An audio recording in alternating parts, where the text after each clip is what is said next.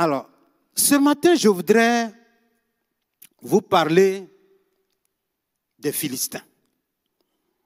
En principe, ce n'est pas pour certains un sujet de message. Parce que souvent, on va vous dire, voilà, Dieu est au contrôle. Dieu va faire ci, ça. Mais aujourd'hui, je vais vous dire ceci. Les Philistins, c'est un sujet qui émane de la Bible. Et donc, je vais vous parler des Philistins aujourd'hui.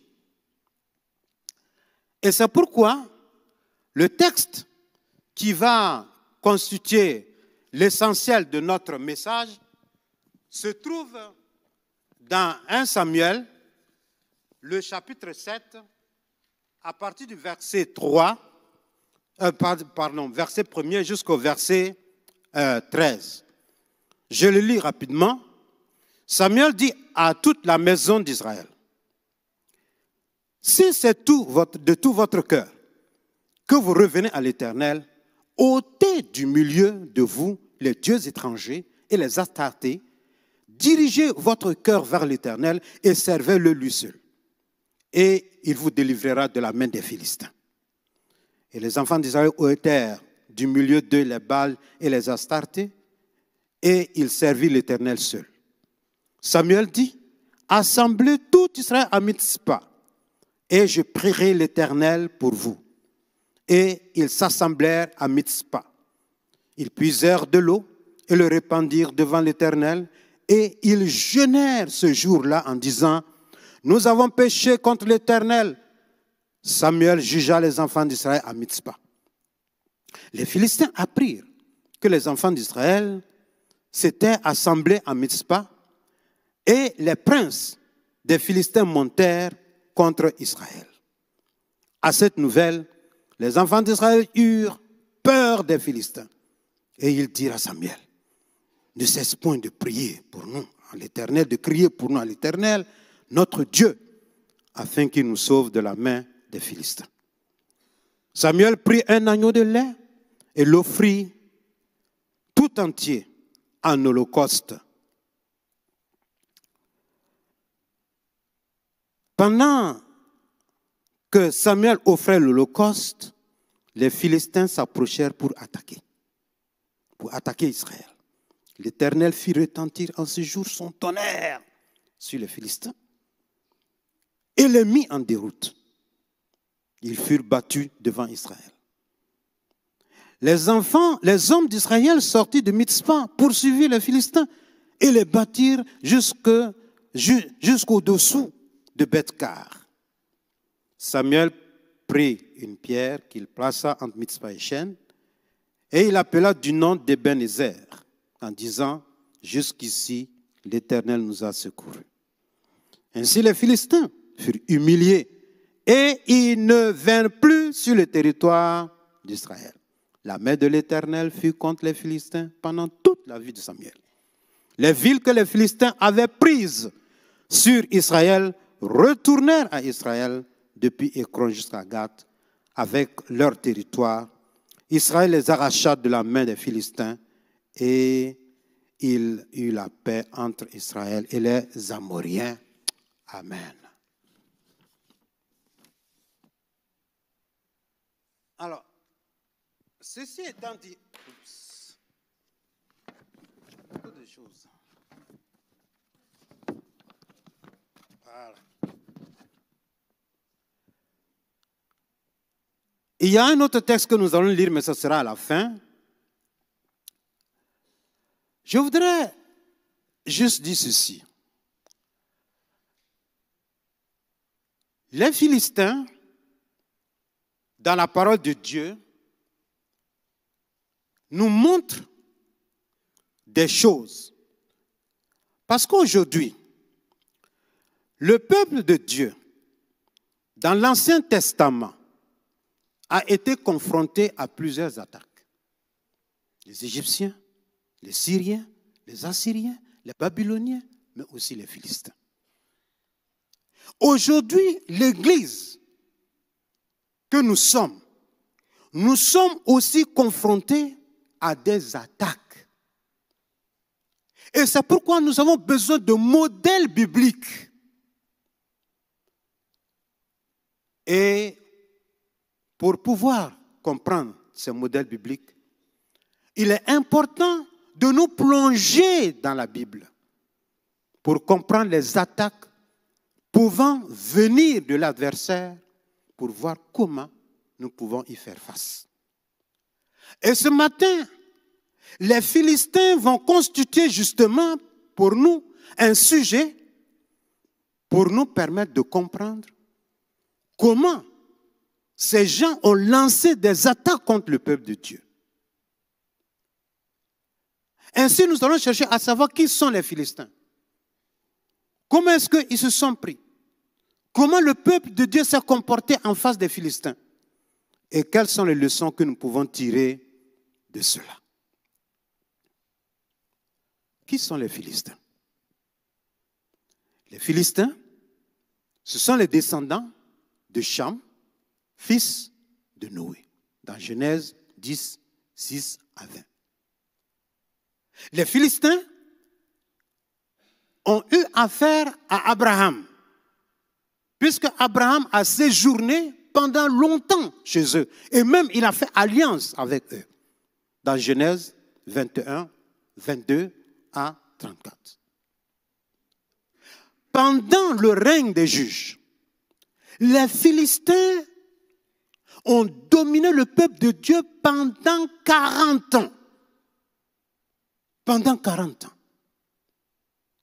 Mais aussi, après les juges, les Philistins vont mener plusieurs attaques contre le peuple de Dieu. Et cela, nous allons voir dans 1 Samuel 4, 1 Samuel 7, 1 Samuel 13, 1 Samuel 14, 17, 23, 28, 31. Mais ce matin, nous allons nous focaliser sur 1 Samuel 7 pour pouvoir saisir certaines leçons. Mais la chose, c'est de me poser cette question. Quel genre d'attaque les Philistins peuvent-ils lancer? Nous voyons ici qu'il y a 3 choses dans le texte que nous venons de lire. Il y a 3 éléments importants. La première chose, c'est qu'ils ont conquis les territoires d'Israël. Les territoires que Dieu avait donnés à Israël, les Philistins sont venus les conquérir. 1 Samuel 13, 5 nous le dit. 1 Samuel 17, 1 nous le dit. Dans 1 Chronique aussi, nous voyons la même chose.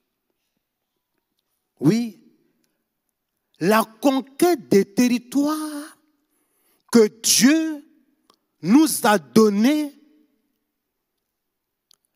Et c'est pourquoi, en tant que chrétiens, nous devons comprendre ceci.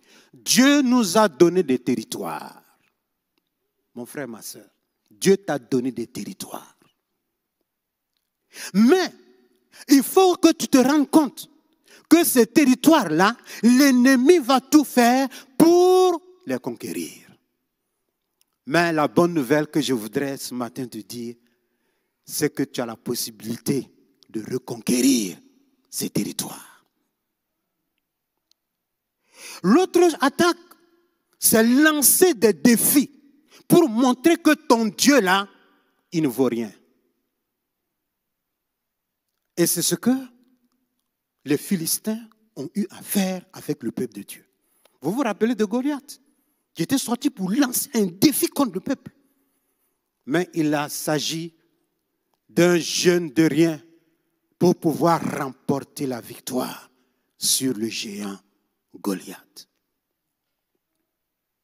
Les défis dans ta vie, nous allons revenir plus tard là-dessus. Mais ce matin, je veux te dire ceci. Les défis de nos vies qui cherchent à nous éloigner de notre foi en Dieu. Tous ces défis-là sont sous contrôle de Dieu. Et Dieu te dit ce matin, tu peux relever dignement ces défis. Mais l'une des choses qui était encore grave, c'est que les Philistins ont arraché l'arche de l'alliance. Cependant, vous savez que l'arche de l'alliance, c'est le symbole de la présence de Dieu parmi son peuple. Quand l'ennemi t'enlève ça, quand l'ennemi t'enlève toutes les possibilités pour que tu puisses t'approcher de Dieu, pour que tu puisses vivre la présence de Dieu, qu'est-ce que tu vas faire?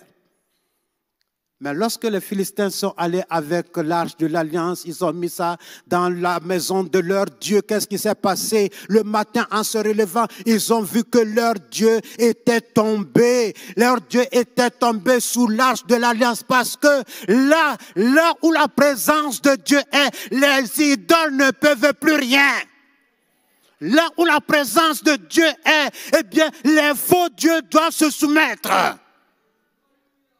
Oui. Et ici, les Philistins étaient obligés de retourner l'arche. Et c'est pourquoi ne t'en fais pas.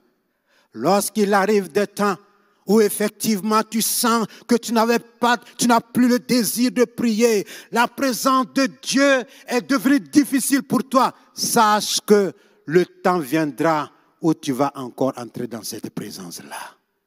Dieu n'est pas loin. Il n'est jamais loin. Alors, nous allons maintenant voir comment contrecarrer les attaques de l'ennemi, les attaques des Philistins.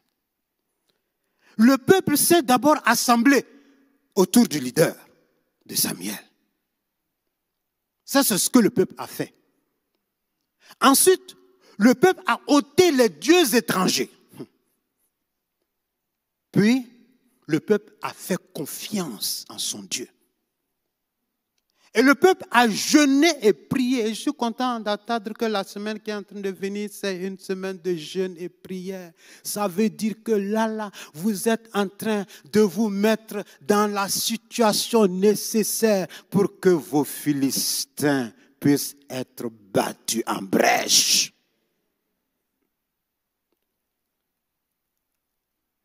Oui. Mon frère, ma sœur, Dieu t'a donné des territoires.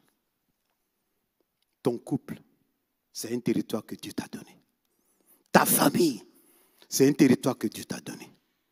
Ta profession, c'est un territoire que Dieu t'a donné. Ton église, c'est un territoire que Dieu t'a donné. Ta vie morale, c'est un territoire que Dieu t'a donné. Et vous pouvez continuer la suite. Mais bien sûr, qu'est-ce que tes Philistins vont faire? Tes Philistins vont chercher à conquérir ces territoires. Mais tu peux leur barrer la route. Tu peux leur barrer la route. Frères et sœurs, les défis que les Philistins te lancent, peut-être que c'est un défi de santé, c'est un défi de relation, défi de finances, défi matériel. Tout cela t'amène quelquefois à te poser la question, mais où est mon Dieu? Où est mon Dieu? Seigneur, je veux que tu te manifestes, mais où tu es? L'ennemi veut simplement te faire douter de ton Dieu. Mais par la foi, tu relèveras ces défis. Et c'est pourquoi, comme je le disais récemment, en 2018, nous étions ici. Et nous avons vraiment besoin d'un véhicule. Nous avons prié. Et un jour, comme nous étions retournés au Burkina, j'étais en train de prier. Et j'ai commencé à chanter un chant dans notre langue qui dit que rien n'est impossible à Dieu. Et je me suis dit, mais tiens, qu'est-ce que ça veut dire ça? Alors, je prends mon téléphone, je regarde, il y a un mail qui vient du pasteur. Et dans ce mail, il dit, j'ai une bonne nouvelle à t'annoncer. C'est qu'il y a un frère qui a prévu de te donner, je ne vais pas donner le chiffre, mais en tout cas, c'était beaucoup d'argent. C'était beaucoup d'argent. Voilà. Quand j'ai lu, j'ai dit non. Est-ce que mes yeux vont bien? J'ai appelé ma femme. J'ai dit, mais lis-moi ça. C'est 2000 ou bien c'est combien? Il dit, non. C'est 20 000. Je dis, quoi? 20 000? Est-ce que tu es sérieux? Il dit, oui, c'est 20 000. J'ai dit, Seigneur, tu es le Dieu de l'impossible. Où est-ce que moi je peux sortir 20 000 si ce n'est pas mon Dieu? Ma confiance en Dieu, notre confiance en Dieu fait que Dieu est le Dieu de l'impossible. Est-ce que tu y crois? Les défis que tu as dans ta vie, si tu crois que Dieu est le Dieu de l'impossible, tu le verras en action. Tu le verras en action. Oh, il y en a qui disent, oh Seigneur, oui, ta présence. Mais comment est-ce que tu vis la présence de Dieu? Comment est-ce que tu vis la présence de Dieu? Tu dis ta présence. Tu ne prends pas du temps dans la prière. Tu ne prends pas du temps dans le jeûne. Tu ne prends pas du temps pour t'approcher de la présence du Seigneur. Et tu dis, ta présence. Certes, le Seigneur t'accompagne chaque jour, ça, il n'y a rien à faire. Mais le Seigneur aime aussi qu'on ait des temps d'intimité. Des temps d'intimité. Et à travers les temps d'intimité, tu vas voir comment ton Dieu va t'aider à relever les défis. La présence de Dieu dans ta vie est marquée par le Saint-Esprit. Si tu as le Saint-Esprit, Dieu est toujours présent dans ta vie. Mais seulement ce que l'ennemi va chercher à faire, c'est de t'amener à attrister le Saint-Esprit.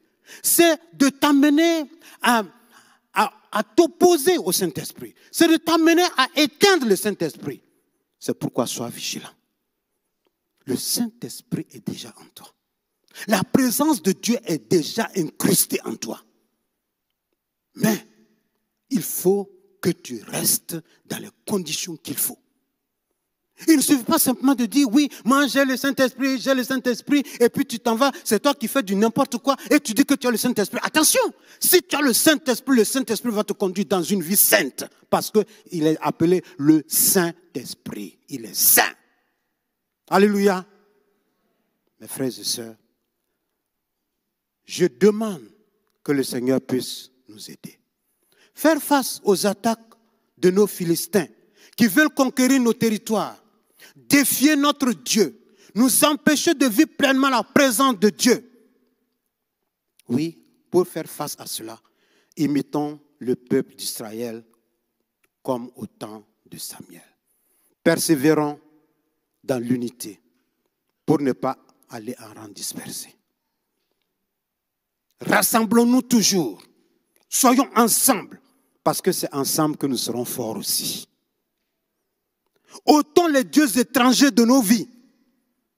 Quel est le Dieu étranger dans ta vie aujourd'hui? Quel est le Dieu étranger qui se trouve dans ta vie aujourd'hui?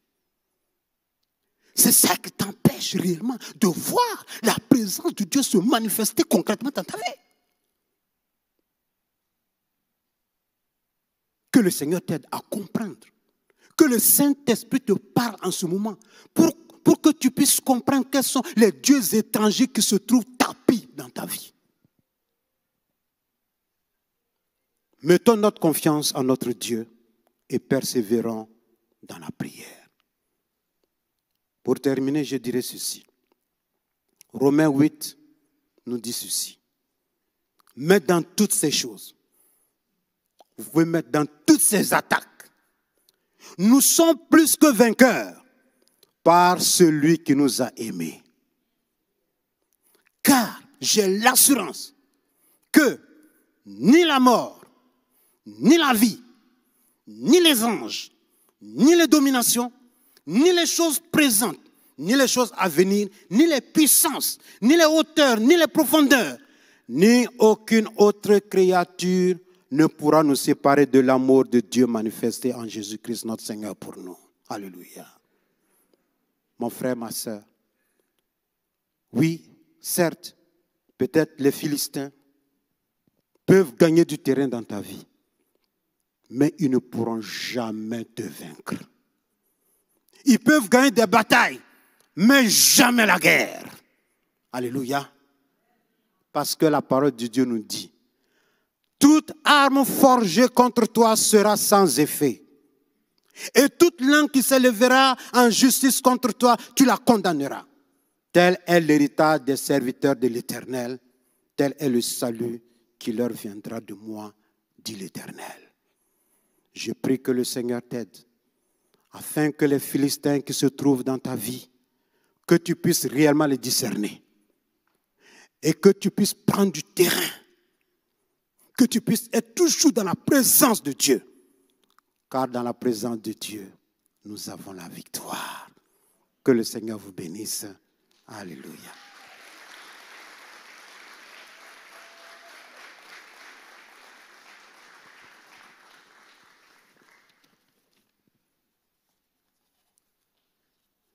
Je ne sais pas, je pense que j'ai un peu dépassé l'heure. Ok, merci beaucoup. Je voudrais juste, pendant que les musiciens viennent, peut-être que pendant le message, le Seigneur t'a parlé. Peut-être que tu es confronté à tes Philistins et tu te poses beaucoup de questions. Ce matin, si le Seigneur t'a amené en ce lieu, c'est pour te dire, tes Philistins là, je les vois. Tes Philistins là, je les ai vaincus pour toi. Tes Philistins là, ils n'auront pas le dessus sur toi.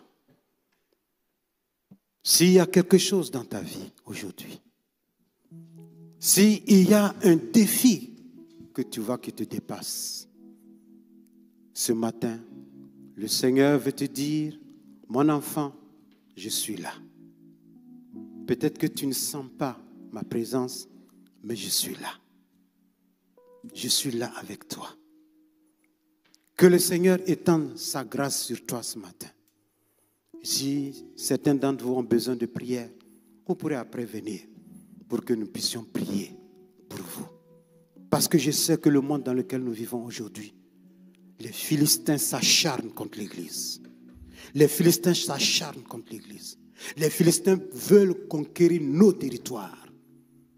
Mais ne les laissons pas conquérir ces territoires.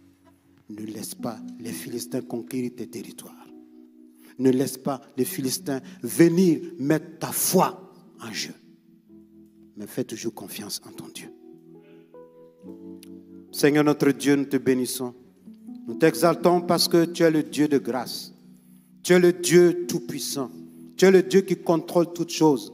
Et c'est pourquoi ce matin, Seigneur, tu connais quels sont les Philistins qui sont en train d'assaillir ton Église. Quels sont les Philistins qui sont en train d'assaillir tes enfants. Oh mon Dieu, je te demande, étends ta main sur ma sœur. Étends ta main sur elle. Tu vois toutes les questions qu'elle se pose en ce moment. Dieu de grâce, donne-lui la solution. Montre-lui que tu n'es pas loin.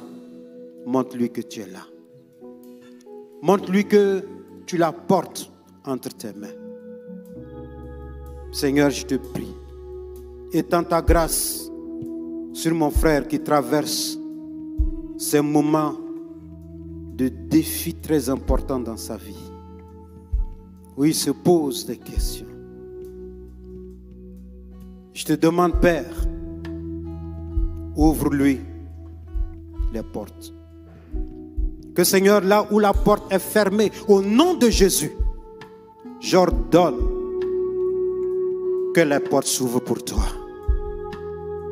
Seigneur, agis et glorifie ton nom.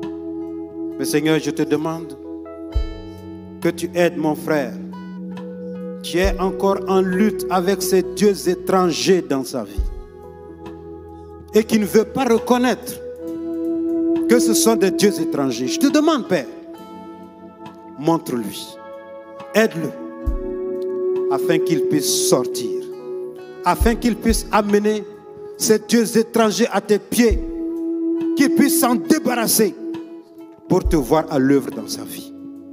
Merci car nous pouvons te faire confiance. Continue de soutenir cette église. Tu connais quels sont ses défis. Tu connais, Seigneur, quels sont ses besoins. Seigneur, tu es le Dieu qui pourvoit pleinement. Et c'est pourquoi nous te sommes reconnaissants. En Jésus notre Sauveur, nous avons prié. Amen.